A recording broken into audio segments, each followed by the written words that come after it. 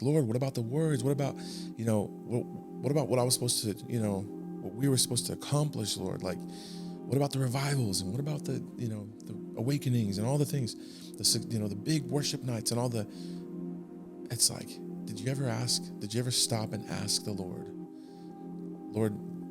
what does success look like for me in this season that I'm in right now?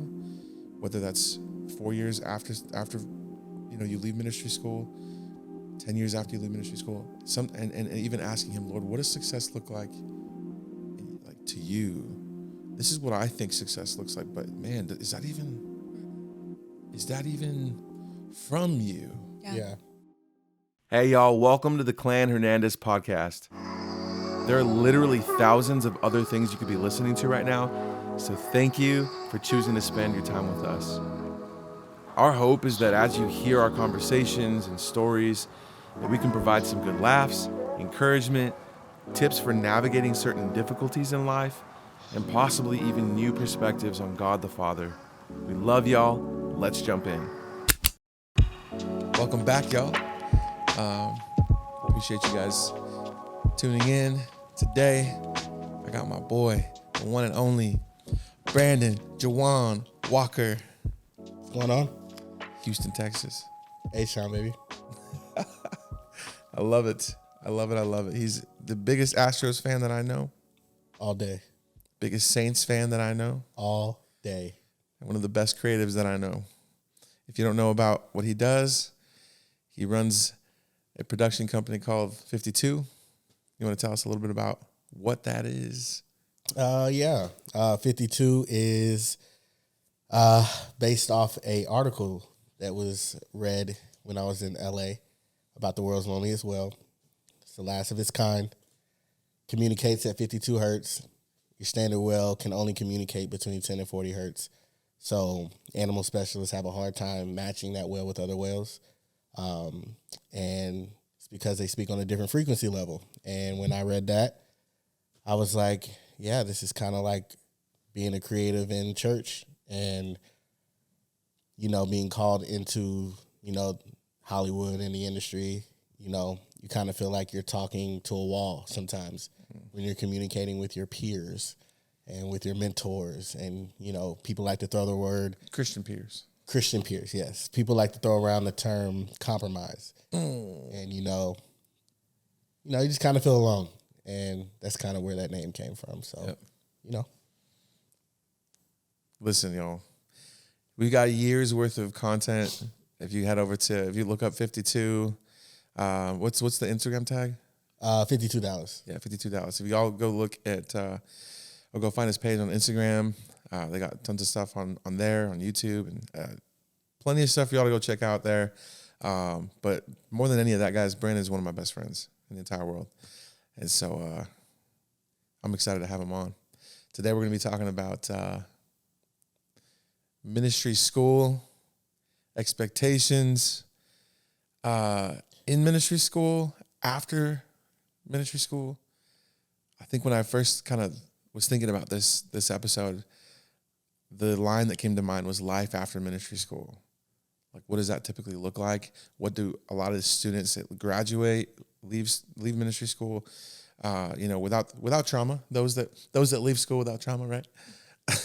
That still want to pursue ministry. Like, what does that look like? Set some expectations for them. You know what I mean? At least for the general person who leaves ministry school, because at the end of the day, we all have ideas as to what we feel like the Lord is calling us to do, what the Lord has either given us prophetic words about, personal dreams about, just in our prayer time, just asking the Lord for direction. We all have these things that we feel like we're pursuing out of obedience to the Lord. But I think sometimes we can have a false expectation of what that looks like because of what we hear at ministry school, or a lot of times what they want to fire you up about the work of the Lord. And so sometimes that firing up can set up some false expectations. So we just kind of want to talk through that and kind of talk through our experience, some of the things that we learned and saw, and in our own time at ministry school, we all went to CFNI at the same time. Hi, Brooke. Yeah, minus hi. I was 1 waiting. year. I was waiting to be told I was going to be on this. That's so funny. That boy totally forgot.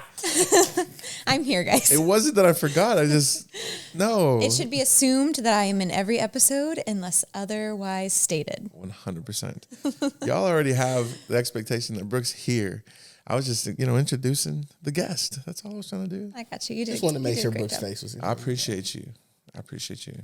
And all the Brooke fans are also appreciative. Which is all of them. Everybody. Which are my 2 kids who are asleep in the bed right now. So yeah, man. So I wanted to kind of start off with like, what called you to see, or what did you end up going to CFNI for? Both of you guys, and then I'll chime in with mine afterwards. And what were some expectations that like you came into CFNI with, if you had any expectations? Just kind of wanted to kind of dive into that a little bit, and then we can expound. Yeah. So, baby, go ahead. You want me to go? Me to go? Yeah. So I went for worship. Like you knew that coming in, like I want to go to CFNI for worship. Mm-hmm. Love it. I'd been, I got saved. I don't know if I've told this on this podcast, but when I got saved at 17, it was because I got a word from someone. He was an acquaintance at school, and he said that he felt like the Lord told him that I was going to lead worship and teach kids to dance, and I was a dancer, a competitive dancer, and I always have loved like singing and music, and I used to like write little songs when I was a little kid, but I just never felt like I was very good. And so once he said that, I immediately doors started opening for me to be able to like lead worship different places. And this is after you'd already gotten saved? Yeah, this was right after I got saved, the year after I got saved. And then, so I got saved my junior year, and then I graduated and was like, I'm going to move. My first church service was actually at CFNI. Love it. So that was my first like quote unquote church experience, which I feel like was a blessing to me because I mean, I went to church when I was little, but it's just different when you're older and you understand. Yeah. So CFNI doesn't really have like, they have a church. At least they had a church when we were there. I don't know if it's still going. but it was their Tuesday night experience. Tuesday I night went to. experience. So at CFNI every Tuesday, just like Brooke said, that they would do this like big worship night, and they would also like bring in a guest speaker. Mm-hmm. And so that experience, especially if you're like first saved, is awesome because you're just seeing a bunch of like On young fire, people, yeah. college age students on fire for Jesus, like going after him. And so that's awesome. I love that. Yeah. So I went to CFNI for worship. You get there and it's like, I literally was like, yeah, I think I heard the Lord wrong. I am definitely not going to do worship. Why? Everyone's amazing. Sure. Like it's the best of the best. Like you know what I mean? I definitely let like fear rule me in that season. So I ended up doing youth as my finals year. Yep. Which I ended up actually loving. It definitely took a lot of like fear of man because like, man, youth pastors are crazy. And you have to know you have to know the people who were my like leadership. They didn't let you do anything scared. So it's really actually very, very, very good for me. Yeah. Because you dealt with a lot of fear. Yeah. That's kind of like A root yeah. for sure. Yeah. So that's my story and I'm sticking to it. I love it. B, what you got? Mine's a little weird. I wasn't even trying to go to CFNI. I initially came to Dallas to go to the Arts Institute, and financial aid fell through last minute. And 2 of my friends, shout out Matt and Lindsay Rhodes, hit me up and they're like, hey, we're in Dallas and we're going to check out, this school. You should come with us. Met up with them. So happened to be the same week of YFN. Interesting. And Summertime, yeah. It was the summertime. And YFN was still going on. I showed up.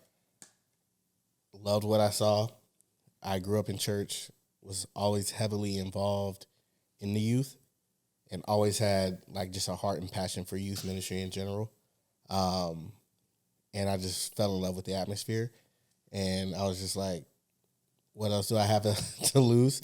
I mean, I graduated high school, took a year off and didn't go to college, and just interned at my church just to see what was next. And I was like, I mean, I'm not going to the Arts Institute anymore, so I can't go there. You know, I might as well just try this out. And went back home to Houston, filled out the application, we got the acceptance, and packed up the car. Me and my mom drove to Dallas and got to CFNI. And it was a culture shock for me. That's hilarious. I come from Houston. If you know anything about Houston, it's very diverse. It's very cultural. And I come from a church that's very cultural. There's like all these different demographics.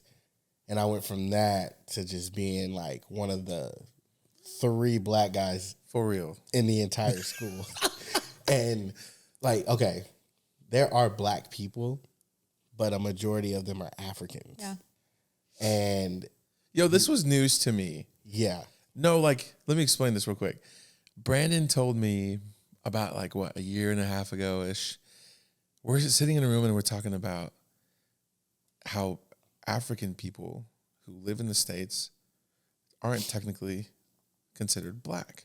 And I'm like, what are you talking about? Because in my perspective growing up, like black was more so like the skin color. yeah. But he like was like, no, bro, like black is an American thing. And I'm like, oh, that's wild to me. I just never Yeah. connected that. Yeah, like the term of being black is that's just America, you know, the Western world. That's just how we view things. But you know, they consider themselves African, Right. Like, but here we're American, Right. but they like to label African American. Yeah. It's just like it's different, you know what I mean? But Sure. just like they do it with Hispanics as well. You Sure. know, they do anybody who is from. Anybody who's not minority white, from basically. yeah. Anybody who's not white Yep. and is from a different country, or if their family is from a different country, they like to add that American thing to the end of whatever they are. Right. So yeah, Right. And we had a ton of Africans at CFNI, a ton of South Yes. Koreans. You had tons of Brazilians. Brazilians Brazilians. galore. oh yeah. Yeah. And it was crazy because, bro, they love McDonald's. Who? Brazilians. Really? What? Yes. I mean, you could say so do we, but what you mean? Bro, do you not remember all the Brazilians always walking to the McDonald's? No. Bro, because apparently McDonald's in every other country is like amazing. Interesting. And in America, So they got the culture shock. yeah, so they come here and then next thing you know, they get that freshman 20. Oh, poor And things. it's because they've been walking over to that McDonald's thinking that it's going to sit like it sits in Brazil, and it definitely does not. Well, apparently it keeps them coming back, gaining that freshman. I mean, that's what you're saying, right? They love McDonald's. Yes. Yeah, they kept going. I That's didn't understand it. It was So it was, apparently the one much chemicals. culture shock. it was the culture shock of that, and then that they eat pizza with a fork and knife. And mayonnaise. What? They do love mayonnaise. They eat pizza with mayo. I mean, they could say like, but we eat pizza with We ranch. with ranch for sure, you know? but I remember like ranch goes on Lorena, a salad, mayonnaise on a sandwich. I don't know. I guess they can compare that. one of Brooke's best friends at CFNI. I remember she would tell, well, her and Johnny, one of my best friends, he's Brazilian, met him at the school. Like, they'll eat it with mayo, bro. Yeah, it's wild. Have you ever tried it? Oh, of course not. So why are you thinking it's I crazy? am totally dogging it right now. Never even tried it. I don't want to try it. No I'm just intentions asking. of trying it. And I love mayonnaise. I mean, me too. Like, I break every black statistic. Oh my God. Loving mayonnaise. Like, I go to Stop Jersey it. Mike's and I'm like, more. Oh my My gosh. sandwich needs to be like wet. I never knew that was a sounds thing. Terrible, but it needs to be wet. I need a wet sandwich, bro. The most mayo they can put on there. Mayo and onions Yo. overload every single time. I never knew that was a thing until one of my favorite movies growing up was Undercover Brother. And Undercover Brother, that was like a thing, like mayonnaise, and him that one scene of him eating Yes. the mayo sandwich. The mayo sandwich, yes. It was like ASMR. Oh. Oh.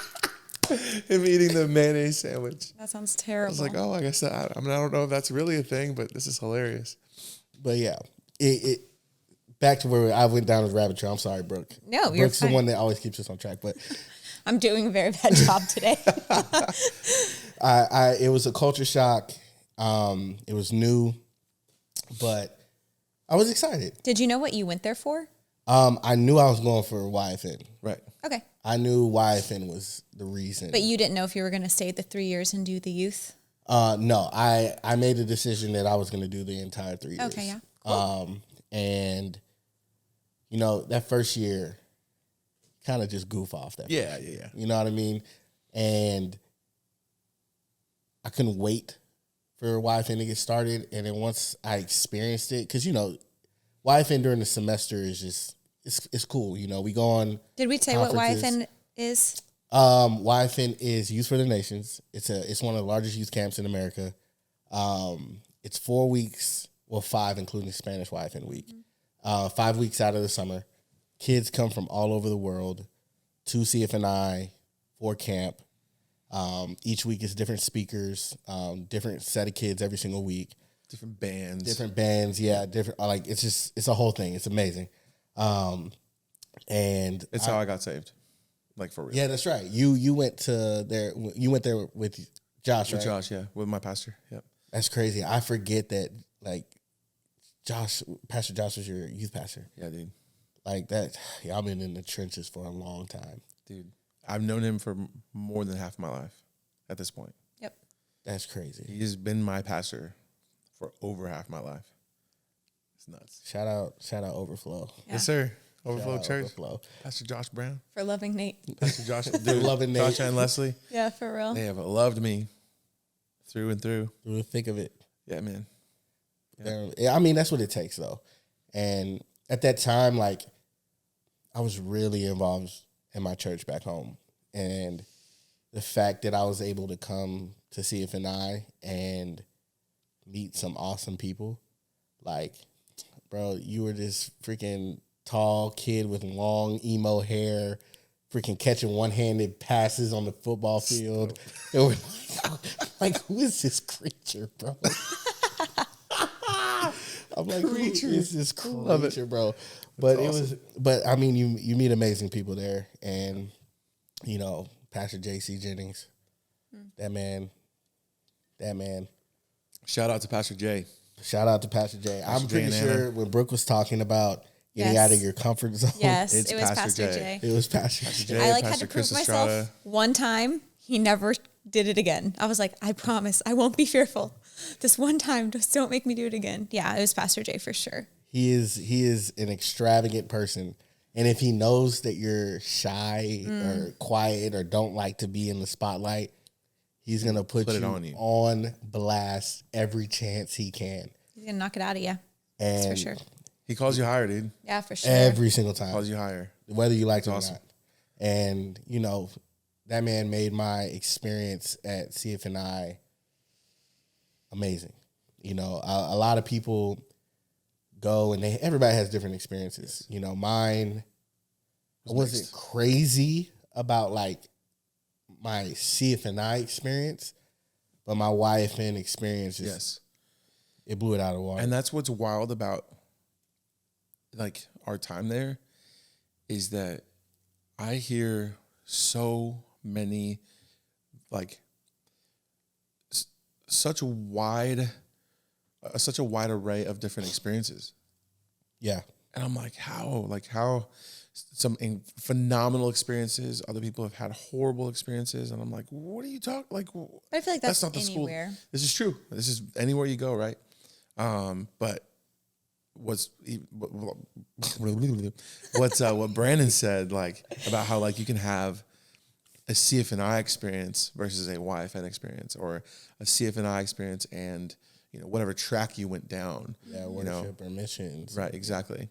And so that's always been so wild to me as I've navigated my time after CFNI, because I had a really good experience. Same. And I'll tell you a little bit about my experience after B finishes up here.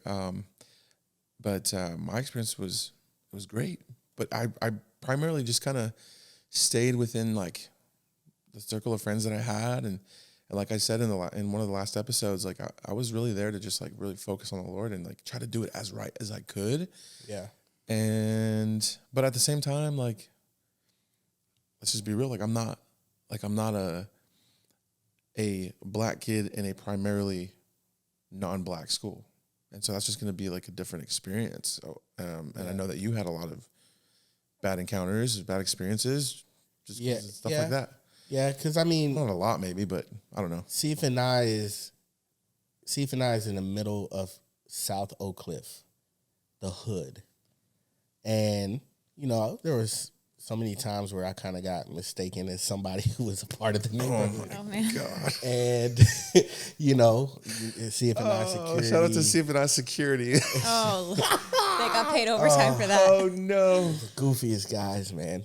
And just asking for my ID or, you know, what dorm am I in or, all right, well, what classes do you take? Trying to just see if I am actually a student or not.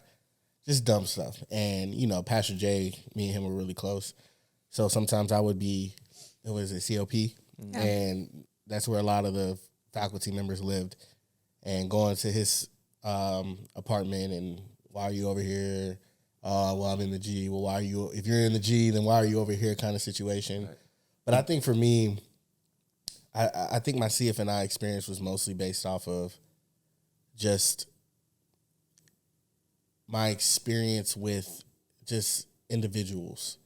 You know, I come from a big church. And like Brooke was saying, it's like the best of the best.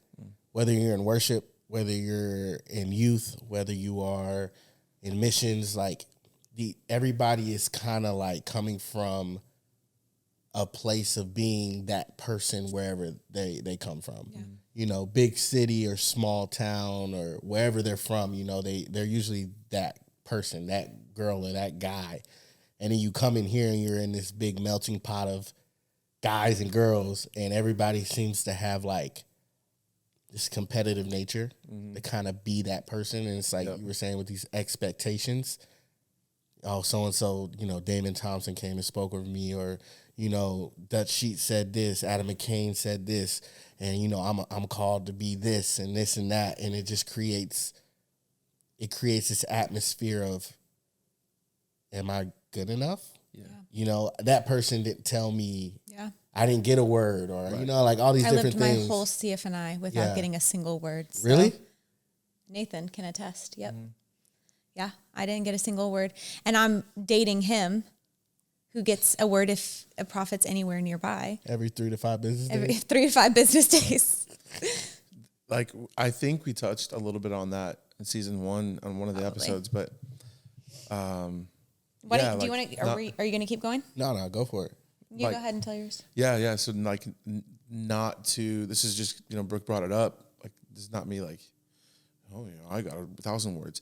But like Brandon's saying, like, you go to the school and it's like, it's a very prophetic, very, they're definitely not a cessationist school. We definitely believe in the gifts, the continuation of the gifts. And so CF&I is a very charismatic school.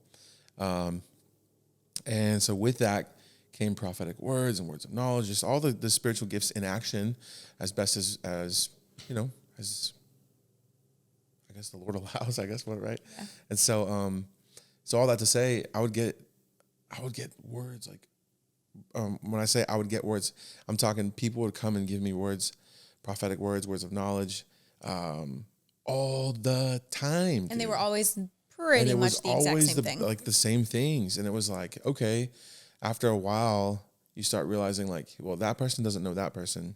That person didn't know that dude. And that dude didn't like, it's all different people, completely disconnected, coming and giving the same like word of like prophetic, you know, direction over your life. And it's like, that's just wild. And so you have all these like confirmation. And my experience was, dang, like, Lord, who the heck am I? Yeah. I'm hearing all these things. And so it's like, for someone with a bad head on their shoulders, it would poof them up, ego galore. And I think we saw that quite a bit.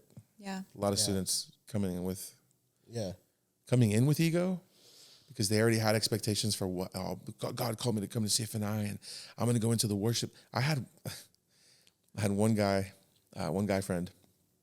That's such a weird way to say that. Yeah, I had a friend who he told us, and I love him, phenomenal guy, but he told us that when he came to CFNI, he was like, I'm going to be the next Klaus. I'm going to be the next like Carrie Job, like male Carrie Job, I'm going to be the next Rick Pino.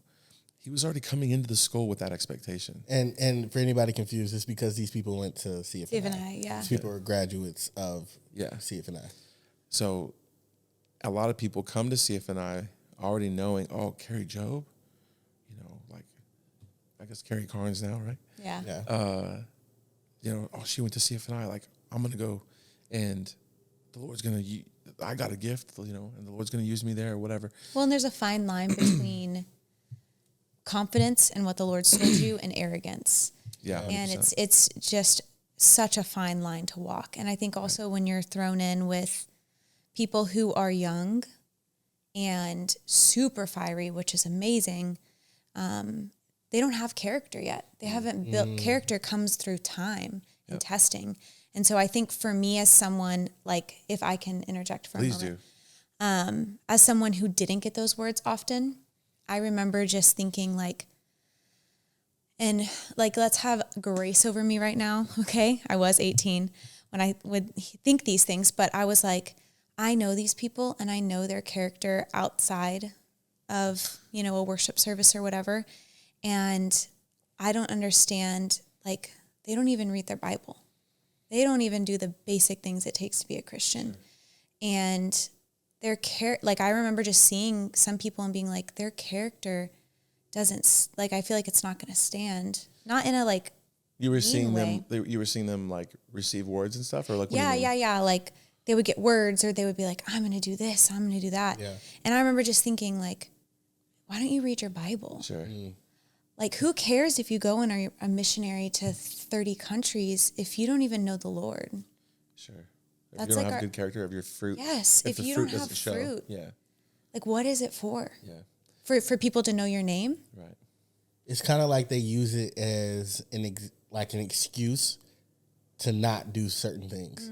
Well, God said it, so therefore, I'm good. You know what I mean? It's it's kind of like you don't feel like you need to continue to put the work in. You don't need to continue to kind of build upon your relationship to see that through. It's like just as easy as he can give it, he can take it away. 1,000%. And if your heart's not in the right place and if you're not keeping your mind right and your eyes focused, that's where your ego comes in. And next thing you know, you're chasing a word that you heard 10 years ago 100%. that never came to pass, and you're still thinking that it's fresh, but you don't have the self-awareness to realize that you probably didn't put yourself in a position for that to come to pass. Right. Yeah. Well, and even on top of that, maybe they put themselves in every position that they think they need to put themselves in to succeed in their definition of what success looks like. Yeah. What I'm saying is that sometimes what I've noticed is that especially after we've graduated CFNI, here we are. Well, I graduated in 2015. You graduated in 2014. Brandon and I graduated the same year. Almost been, it's been 10 years for me. Yeah, 10 years for Brooke. And Brooke and I went at the same time, but then long story short, she graduated a year before I did because I had to take a year off. And so what I've noticed is that post CFNI, a lot of students, especially right after, we all graduate, we're so super excited about what the Lord's going to do in us outside of the school. Mm-hmm. You come to the school with expectations. Maybe you don't come to the school with expectations, but you go through the school, and the school instills expectations and faith, and they push you to have big belief, big faith, big. The slogan was where dreams find direction. They would always talk about, which good slogan, cool. But they would also talk about like, going and being a world changer. You guys are gonna get out of the school and you're gonna go out and the Lord's gonna do this in you. The Lord's gonna do that in you. And for those of us that like come into CFNI and feel a call to a specific ministry that typically comes with a platform, like the worship world, like the youth ministry world, like the pastoral world, even in the like evangelist world, because again, it's a platform. I think what happens is those of us that feel a call towards that, whether the Lord put that in us or whether that's what we really want for ourselves. Sometimes there's this fleshly nature that can kind of come in and we don't necessarily always realize that it's our flesh. I think sometimes we look at it as just like, oh man, this is what success in that field looks like. I'm going to go to a church after this and I'm going to be planted at like, this church or that church. It might not be that church, but at least it'll be a church that size. This is what like for me in the worship world. Okay. Just because I can only speak from that perspective. A lot of students would come in to the school, they go through the school, they graduate. And I know because I kind of had to deal with some of this internally, but also kind of hearing the conversations, having many conversations about this, you have these expectations for what success looks like in that specific ministry realm. Oh, success in worship ministry is going to look like this. It's going to look, God's going to use me to do this. And our worship service is going to be incredible because of what the Lord's going to do through me and what the Lord's, instilled in me. Yeah. And it becomes, we might not say those words, but that's kind of the mentality. We kind of create these mental pictures for what ministry success looks like. And then you graduate and then maybe you go to one of those churches. Yeah. But you don't end up on staff or you don't end up on leadership. Maybe you do end up on leadership and it just takes years and years of like, yeah. And then what it ends up doing for a lot of people is because they had this expectation of what life was going to look like, because at CFNI they told me like, or because I got these words like, Lord, what about the words? What about, what about what I was supposed to, what we were supposed to accomplish, Lord? Like, what about the revivals and what about the, the awakenings and all the things, the big worship nights and all the, it's like, did you ever stop and ask the Lord, what does success look like for me in this season that I'm in right now? Whether that's 4 years after you leave ministry school, 10 years after you leave ministry school, and even asking him, Lord, what does success look like to you? This is what I think success looks like, but man, is that even from you? Yeah. That's kind of what I was thinking the whole time you were talking. Yeah. Like, we hear the word world changer, and I think for me, I thought it meant like revivals. And I mean, sure, we got asked to go to revivals. We didn't take the invitations, but like, that's what I thought, like, oh, I'm going to change the world. Success. This is what it looks like. Right. And as I've grown, I realized that, what success looks like? It looks like staying at a church for 11 years when other people wouldn't have done that. You know what it looks like? It looks like loving my husband in the hardest like seasons of our life. It looks like loving my kids and teaching them how to love Jesus.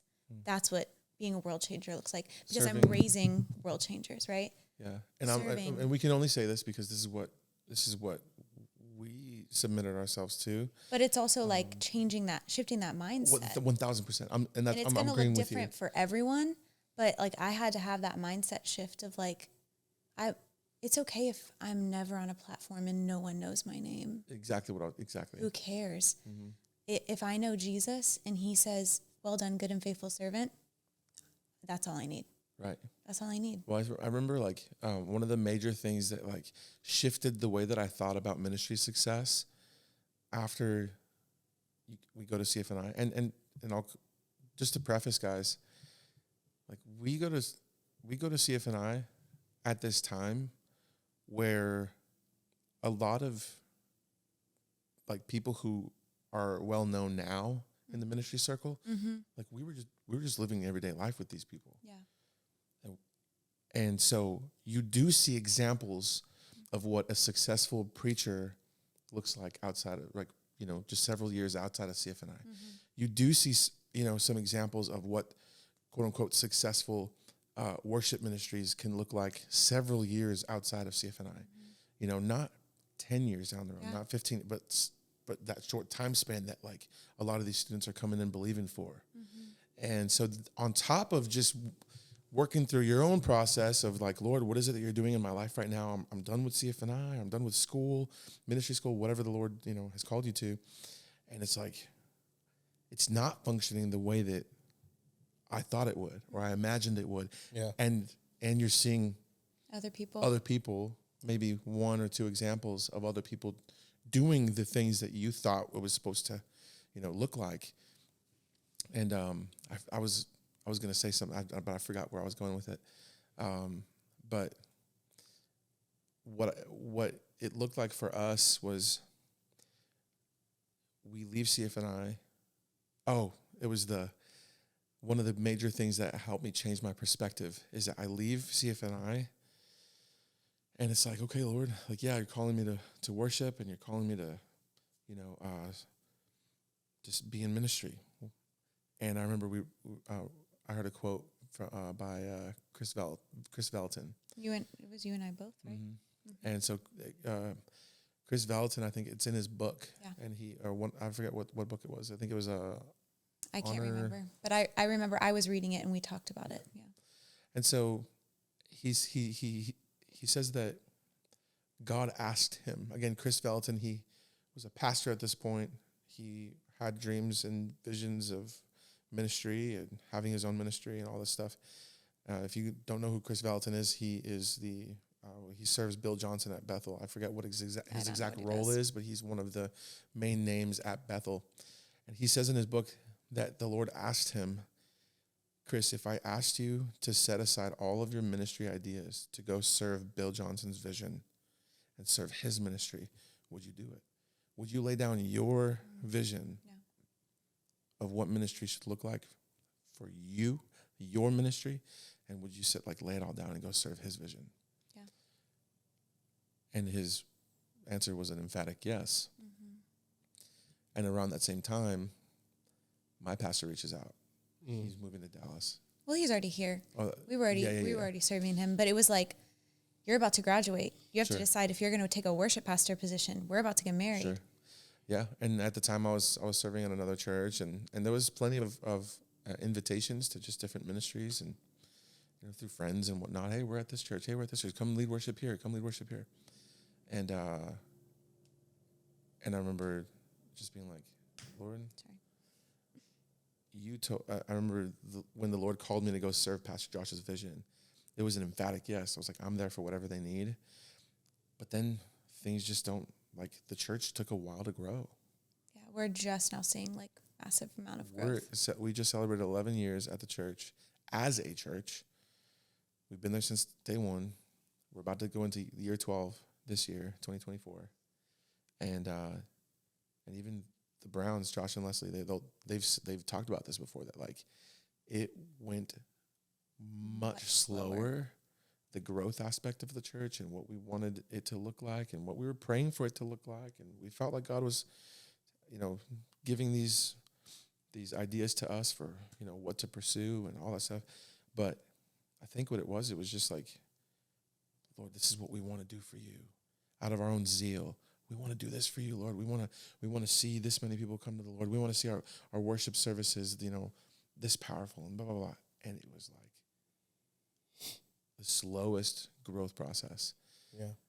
And for me, it killed something in me about what success in ministry looks like.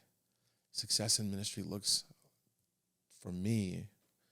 like serving someone's vision, serving another worship pastor who does things just a little bit differently than I would, submitting to that and not allowing my heart to get, you know, bitter about, you know, directions, and reminding myself, Lord, you called me to this place, and I'm going to submit myself to that, and I'm going to do it with a good heart. It looks like serving in a kids ministry. It looks like serving in a, you know, running sound for a church and no one ever knows your name. Yeah. Yeah. You know, even if you have friends that their names are, No. it's like, yeah, and it's like, why is that even a thing? You know what I mean? Like, why is that? You know, I think we can. It's pressure. Yeah. Like when Dutch Sheets said that we were the class that the stars fell on. I just want everyone to know that I missed that. I was a year ahead. I was too far ahead to get that call on my life. Again, another word I did not Another receive. one she missed. Dutch Sheets was director of the school. Yeah, At the time that he Brandon took and I were there. over after Adam McCain, and he was there. His first semester was my first semester, and he was like And he's like super prophetic. super prophetic. Sheets. And I think that that's the biggest thing. I would say that's my biggest like kind of like ick that I have with prophecy is we in the heat of the moment we kind of make things seem microwavable. And we make things seem like now. That's right. That's And it's like, oh, God's about to do a new thing. Yeah. But we're not honest about the fact that about to might be 5 years, 10 years, could be 5 minutes, it could be 5 months, 5 weeks, we don't know. And it creates that expectation. And the day, you know, when you graduate, this sounds so crazy, but I say it back. Fire tunnels? Fire tunnels, bro. How did I know? I didn't remember that. Fire I didn't get that tunnels. one either. I'm just kidding. I'm just Fire kidding. tunnels. She's like, oh, we didn't get no fire I tunnels. got when I was missed out there. on everything. I'm just kidding. We probably did. I just don't remember. It was before graduation. Okay. It was usually the night before or like the week of. And all the faculty members, everybody would get up at the front and all of the graduates would walk through the fire tunnel. So like there would be two rows of Like faculty. imagine when there was a youth soccer game and you would Yes, run that's out and the exactly what it parents is. would Literally what it was. The tunnel that parents make for the kids to run It through. was like that. That's It was that, literally what it was. but Pentecostal. Yeah. That, but charismatic. Yes, And all the tongues as you're running through. bro. Hey. Yes. You stepping over people. If y'all need a translation of what I just said, you can ask Brooke. I think she got the gift of interpretations. I didn't. No? So Sorry, sorry. I didn't catch what that was. cool. No, I didn't But get I that one. think it's like man, like you spend the 3 years, you've been hearing this for 3 years, the class that the stars fell on, and everybody's like going crazy. Like you have what was his name? Gonna Which lose myself. And Oh, get Patrick on- Curry. Oh, yeah. Patrick I was like, what is his and- name? and you know, very talented worship leader. You know what I mean? You have him. You have people that are just they have this like thing about them, right? Yep. And you just you get to graduation and you realize that 3 years went by really quickly, and you're kind of standing there and you're just kind of like, I don't know what's next. Yes. Some people have been plugged in, like you Right. guys were plugged in, Yep. and you kind of had an idea of what you could do, but then you had some people who are just like, I goofed around and now I'm just at the end and like I don't really know. And then you have people who, like myself, who was just like, I don't even know if I want to even do youth ministry. Even though you just graduated Even youth though- ministry, like youth ministry, Yep. been here 3 years, wife in 3 years on staff on that third year, like. youth pastor jobs being offered. Bro, it was a lot. And I remember leaving and Sharon Hobbs pulls me to the side, takes me out of the fire tunnel. The most like prophetic voice Yes. at the school. Yep. This lady This is woman knows She knows all your secrets. oh bro. The Lord told her. Ye- The Lord told her. The Lord you don't have to go that deep. What'd she tell you, Brandon? What'd she tell you? Yeah, what did you say say? Yeah, that go for ahead. another- That's we'll say another that day. for another podcast, another day. And she goes, you know, I'm trying to remember the exact verbiage, but it was just like a make us proud kind of like be our champion. Like you have a call on your life, you know, go make us proud, represent us well. And in my mind, I'm like, woman, I don't even know what I'm going to be doing. And graduation comes and goes. And all my mentors are sending me these jobs and connecting me with these pastors. And, you know, I'm just kind of like, bro, I'm 21, 22. I was 22. Like, I'm not showing up for freaking meetings. I'm not showing up for like interviews. I'm missing stuff on purpose. I'm like self-sabotaging. Yeah. Because I'm kind of like, I don't want to be a youth pastor.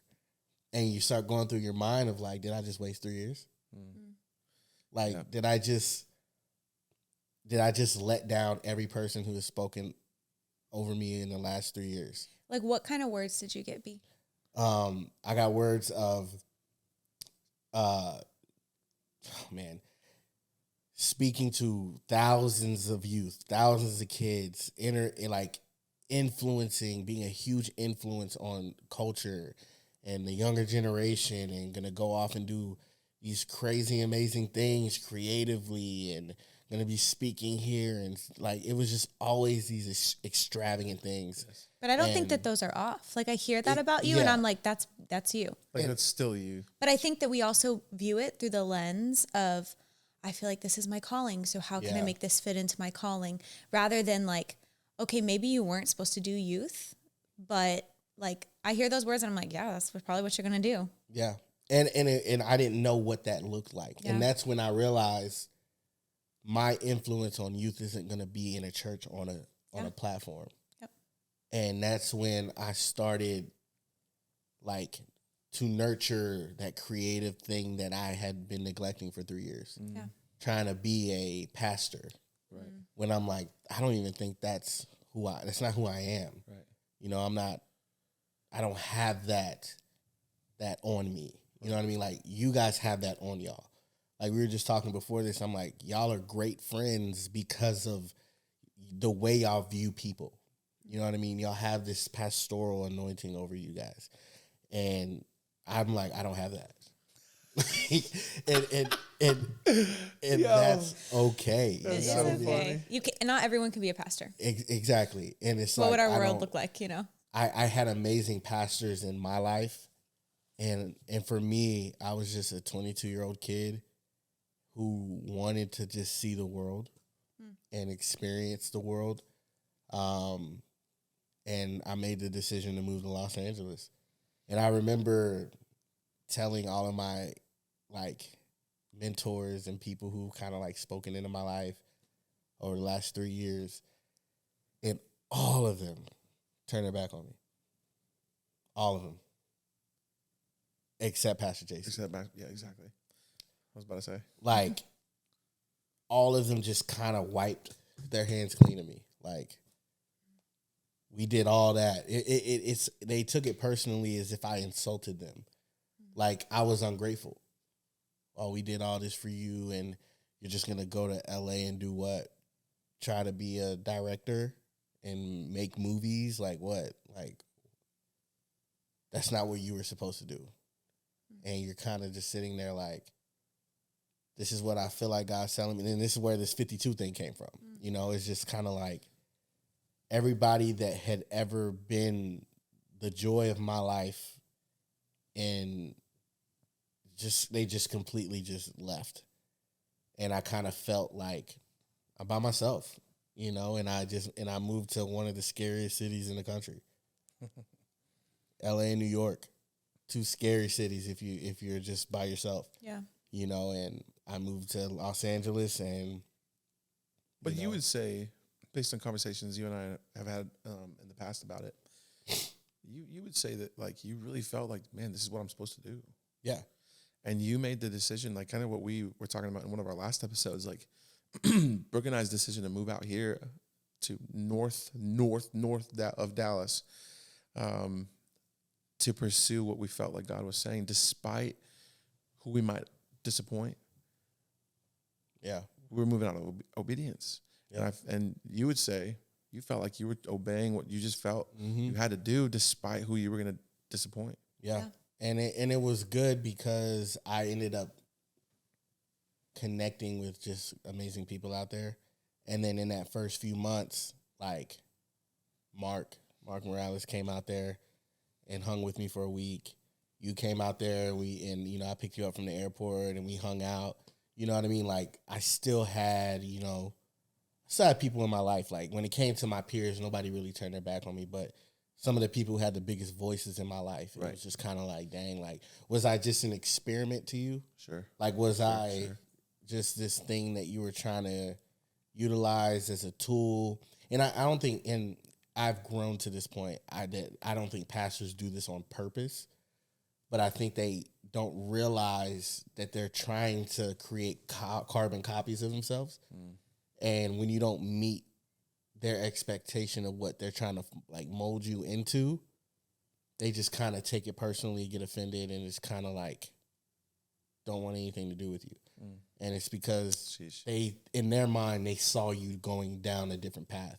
And it doesn't matter if, you know, I feel like God told me to do this. It's like, no, what God wanted you to do is this. And it's like, for 3 years, man, you've been in a bubble. Like, Steve and I is a bubble in the middle of the hood. It's like you take 10 steps this way and you can be shot. But 10 steps over here, you feel like you're in, like... They would literally tell you that. Yeah. Like, don't go past this street. Yes. Because it's not, like, almost like God's not covering there. And I'm like, now that I'm older, I'm like, that's silly because, like, isn't he always with me? But, like, I remember being like, oh, can't pass. Like, there was apartments, and I was like, can't go that way. God's not providing. Might not come back. I might not come back. Probably wouldn't come back on These apartments were literally Right on the other side of the girls' of the dorms. same street of the girls' dorms or of family dorms. Like They were right there. Yeah, you Right look outside your window and you're in the hood.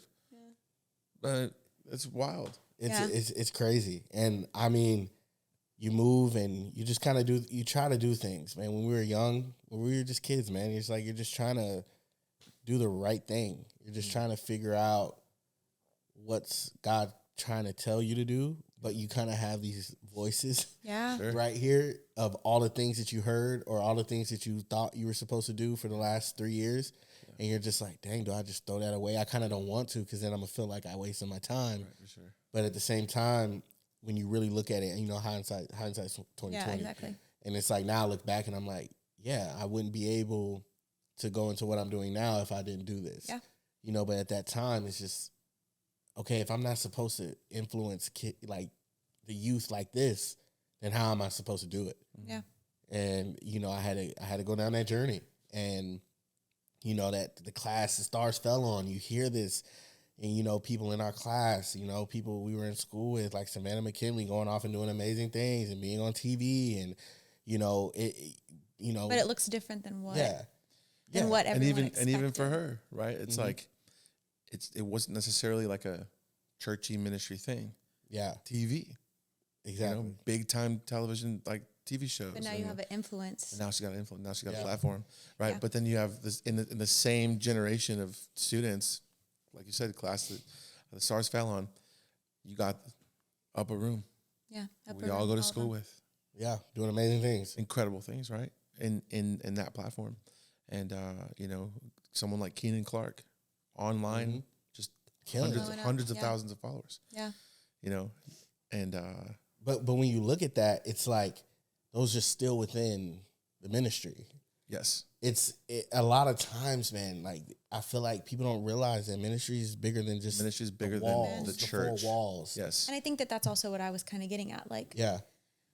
Like I thought that I was going to be working at church till the day I die. And I do work at a church, but it looks so much different than I expected. Yeah. And like, I really feel heavily like that my main ministry right now is my children. And like, that's not going to be forever my ministry, but who knows what those girls are going to do. Mm-hmm. And like, they could be the fulfillment of some of the prophecies or the 1,000%. Things that I felt the Lord tell me to do, raising up these kids to know the Lord. And I think another thing I was going to kind of chime in on, if that's okay, is that also something that I've been reminded of is, you know, it's not that a lot of times things that we feel called to are wrong, but if we moved into those when we were, like you said, like 21, 22 years old, we don't have the character to back that up. Not at all. So sure, maybe you rise up and you're leading 10,000 people 20,000 people in crusades, but then you don't have the character to sustain it, Yep. you're going to fall. And that's going to be way more painful than not seeing the fulfillment for a long time. But then when you finally do, being able to sustain it and honestly, like, look like Jesus, which I think is kind of all of like our hearts. Like, if, you know, obviously we know what Nate is called to do. We know what you're called to do. Like, and if it took this long so that you could have the character to sustain it, okay. Sure. You know what I mean? And we're Like, still growing. yeah, We're still growing in character. And the Lord's 1,000%. still rolling out. We're going to be, you know, I what hope, until the day we die. Yeah, 100%. And we should be. You know, it's like we still haven't yet arrived, quote unquote. You know, and I don't know that we'll ever, quote unquote, arrive. It's just as the Lord takes you through season by season, you'll start to see and hold on to those prophetic words that were given.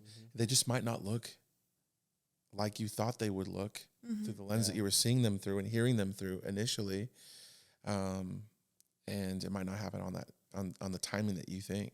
Yeah. And I think for me, you know, like I said, we're about to celebrate 12 years this year, 2024, at Overflow. And man, I've had opportunities to lead over here at this place and lead at this place and come join us over here. And every single time it's like, I just have the conversations with the Lord. Like, Lord, did I miss it? Like, you have no idea how many times I've like asked the Lord, like, Lord, like, did I miss something? Like, this is not looking the way that I thought it was supposed to look. Yep. And every single time, all I ever hear him say is just, what was the last thing that I told you to do? Yeah. So he told me to go serve the vision of Overflow Church, Pastor Josh and Leslie. He's like, just keep doing that until I tell you otherwise. Yeah. And I'm like, all right, let's do it. Let's just keep doing it. Let's keep going. And man, right now, we're really starting to see the heart desire past the fluff of this size church and this ministry and blah, blah, blah. It's like my heart's desire in worship has always been, I just want people to understand who God is and like see him through worship, because that's how I encountered him. Yeah. At YFN. Jesus Cultures at that 2008 YFN conference. Banning Leapshire's preaching. And I encountered the Lord. How can you not? Oh, for real. With that. Bro, you threw that back, dude. Yeah. Jesus Culture, Banning Leapshire, 2008. I'm in the aisle of the main sanctuary at CFNI during YFN. I just got goosebumps, dude. And I'm encountering the Lord for the very first time through worship. I've never felt anything like that before, and I grew up in the church. And I look up at the guy leading worship. It's this long-haired, curly-haired dude with a green guitar, a green Fender Strat. And the Lord goes, you're going to be doing what he's doing. You're going to come to school here. And I didn't really even know it was a school. I found out kind of a little bit later.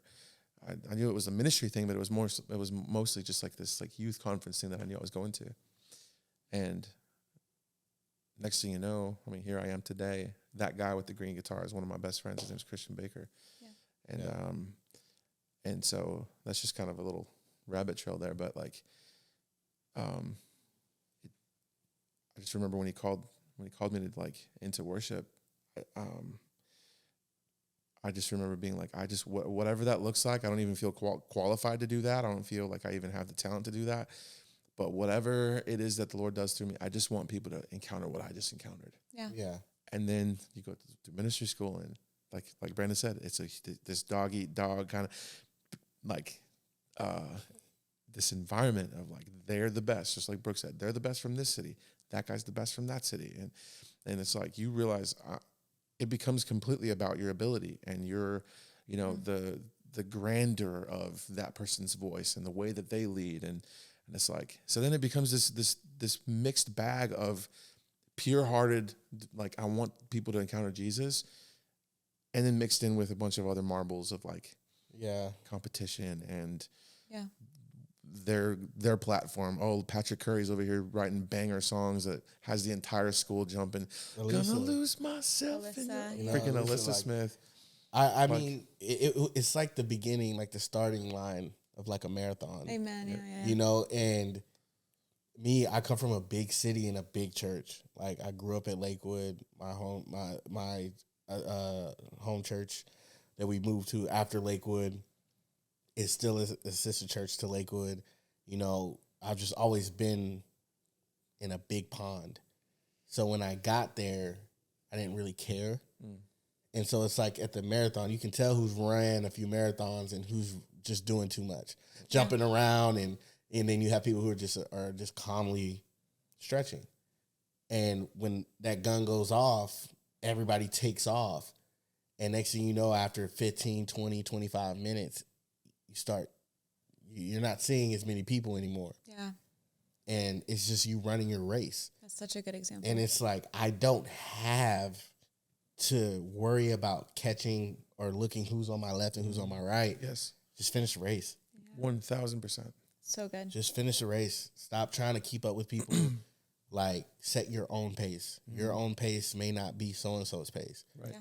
You know, our pace isn't Patrick's pace or Savannah's pace or Dom's pace or Alyssa Smith's, you know what I mean? Joel Fig. Like Joel, like Eniola, like anybody. Like our pace isn't their pace. But that doesn't mean we're not going to see the finish line, though. Right. That's and right. and your finish line might look like a different finish line. Yeah. And I think that's, you know, I don't know where we're at time-wise, but Yeah, wrapping it up. That's what we're we're wrapping it up, Brooke says. Like to kind of finalize, we had some friends over recently, and they're considering going to CFNI. And so they're just kind of asking us like for advice and just kind of what our experience was and all the things, right? And I think my like number one advice for anyone going into a ministry school, anyone leaving a ministry school, getting ready to get out into whether it's ministry in the church or whether it's ministry in whatever you do, the creative world, the business world, whatever you do, is like ask the Lord what success looks like in His eyes for your life, and lay down whatever thoughts of success look like for you, or whatever ideas, whatever concepts of success look like for you. I would advise you to lay that down before Him, so that disappointment doesn't set when it doesn't look like that. yeah. And I am confident to say that, like, in most cases of friends that went through ministry school with us, it's not going to look it's not going to look like the way that you thought it would. Yeah. Yeah. So set yourself up for success in the sense of asking the Lord, what does success look like for you? Or what does success look like for my life in your perspective, Lord, in your eyes? What does that look like? And submit yourself to that. Yeah. You know, even if it takes years, Yeah. submit yourself to that obedience. And Just be. yeah. Just be. Don't worry about, expectations for yourself. Make goals. Yes, goals are better, 100%. goals are better than expectations. Whether that's just, I just want to meet people. I want to find a group of people that I can just hang with, build community with. Yeah. Or every day you Love just that. wake up with a goal rather than setting an expectation of, I want to be this by this time. It's just like, man, small achievable things. Mm-hmm. Like, I just want to get better at reading. I want to get better at talking. I want to get better at communicating with people. Like, For you is the difference between a goal and expectation, like expectation is something that like an expectation to me is something that I don't have control over. Something you could possibly not attain. Yeah, like an expectation is something that's out of my control. Sure. It's something that I'm hoping and wishing for. A goal is something that I have the ability to accomplish. Sure. I want to live my life on things that I can control. Sure. Versus stressing about what only God can do. Sure. Let God do what He does. Yep. All you can do is what only you can do, which is just be. Build your friend group. Like maybe you didn't have a lot of friends growing up, and you know what? I want to get better at having friends. I want to have better friends, or whatever the case is. It's like you're leaving your hometown and coming here, and like I want to make that a point for the semester. Create a community. Yeah. That's a goal. You know what I mean? It's like you have control over that. Yeah. Just stick within your means. You know, don't get greedy. Don't start asking God for 50 million things. He knows what you want. He knows what you need. Right. And just let him do what he does. Yeah. 100%. I love that, bro. I do appreciate you being here with us in this episode. Ricky, you want to kind of lead us out? Say thanks. All the good things. Thanks for listening to this episode. Lead us out in prayer. Come back tomorrow. Lead us out in the fire tunnel. In a- Close our heads and bow our eyes. Yeah. That's about what I would have said. And bye.